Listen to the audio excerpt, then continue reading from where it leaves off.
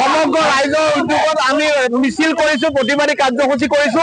ইয়াৰ জৰিয়তে আমি অসম চৰকাৰৰ যি আইন শৃংখলা পৰিস্থিতি আছে সেয়া ৰক্ষা কৰিবৰ কাৰণে দাবী জনাইছো।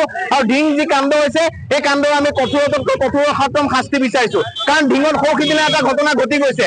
তাৰ আগতে আমি যি মিছিল উলিয়াইছিলো যে আমাৰ আৰজি কাণ্ড হত্যাকাণ্ড মাৰ নৌযাওঁতে আকৌ একে ঘটনা ঢিঙত ঘটিবলৈ পাইছে। নাবালিকাৰ লগত যি ঘটনা ঘটিছে ই সঁচাকৈ লোমহৰ্ষক ঘটনা। ইয়াৰ বিৰুদ্ধে আমি প্ৰতিবাদ সাব্যস্ত কৰিছো। অসম চৰকাৰে অতি ক্ষিপ্ৰতাৰে দোষীক কঠোৰতকৈ কঠোৰ শাস্তি দিব লাগে, বিচাৰি উলিয়াব লাগে।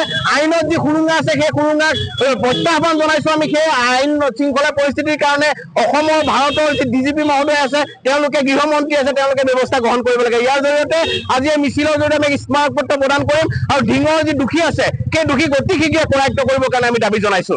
যোৱাকালি যি ঢিং কাণ্ড লোমহৰ্ষক যি ঘটনা কৰিলে যি প্ৰকৃত হয়, আমি ধিক্কাৰ জনাইছো অসম চৰকাৰৰ গৃহমন্ত্ৰী তাতে অপৰাধী এই ঘটনা সংঘটিত কৰিছে। অপৰাধীসকলক অতি শীঘ্ৰে গ্ৰেপ্তাৰ কৰি কাৰাদণ্ড দিবলৈ আমি অসম জাতীয়তাবাদী যুৱ ছাত্ৰ পৰিষদৰ আহ্বান জনাইছো।